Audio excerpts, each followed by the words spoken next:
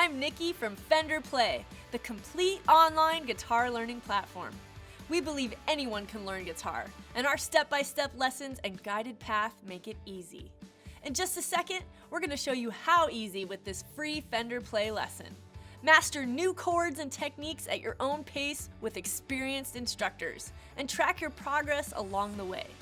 Even if you've never picked up a guitar, this lesson will help you master an essential skill right now.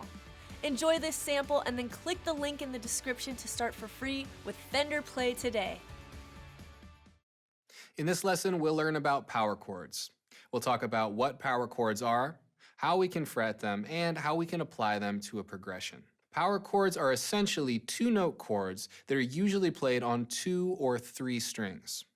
They have an ambiguous sound that's not major or minor. The first note in a power chord is going to be your root note. In the case of an E5 power chord, our root is the open, low E. Our second note is going to be 5 notes away. That's why it's called an E5 chord, and that's why we call power chords 5 chords. So for an E5 chord, we're going to play the open, low E string, and then our first finger on the second fret of the A string. And that's our E5.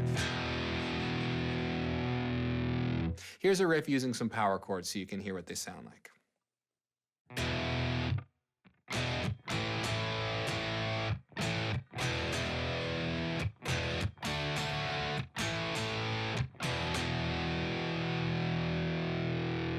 Power chords are great because they're somewhat easy to fret, and their versatility allows for a wide variety of uses.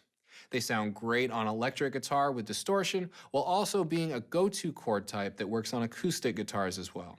It can be used in many different genres. So let's take a look at some open position power chords. We're calling them open position power chords because we're going to have some notes that are on open strings. Let's start with a 2-string version of our E5 power chord. That's going to be the open low E string, then our first finger, second fret of the A string. It's important to note here that our root is the open low E. Now for the 3-string version, we're going to add our 3rd string, and it's going to be the double of our root note. So we're going to add the 2nd fret of the D string. So we're barring with the first finger on the 2nd fret of the A and D here while we hit our open low E. Now you'll notice that that 2nd fret of D is the same note as the low E, we're just an octave higher. So that 3rd string in our 3-string power chord is going to be the octave of our root note. This 3-string option can give us a fuller or thicker sound than the 2-string. So now we're going to shift string sets and play an A5 power chord. First, our 2-string version. It's going to be the open A string, and then first finger, 2nd fret of the D string. That's our A5. Now, if we want to add our 3rd string, this is going to be the octave of our root note. We're just going to bar the 2nd fret with our first finger and hit the 2nd fret of the G string as well. And that's our 3-string version. Now we're going to shift up another string set and play our D5 chord. First, the 2-string version is going to be the open D string, then first finger, 2nd fret of the G string.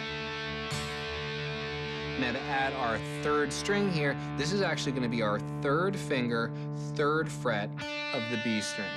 And there's our octave for the D. So this is our 3-string version.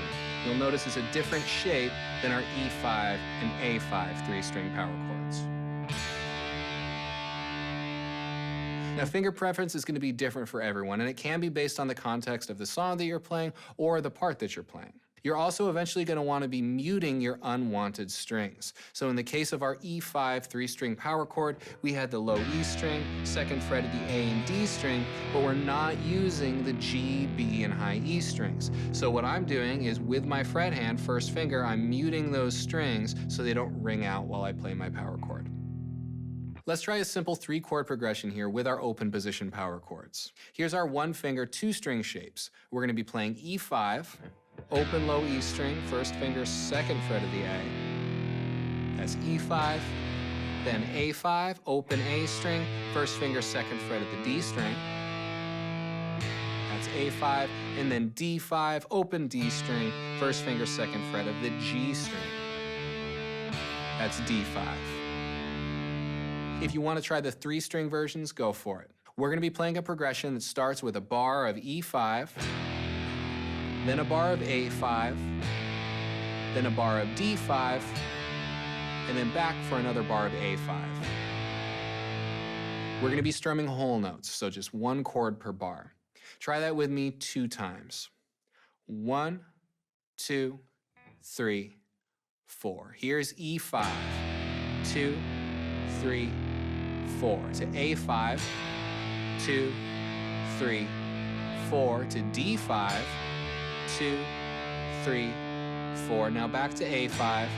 2, 3. Now repeat the whole thing. E5. 1, 2, 3, 4. To A5.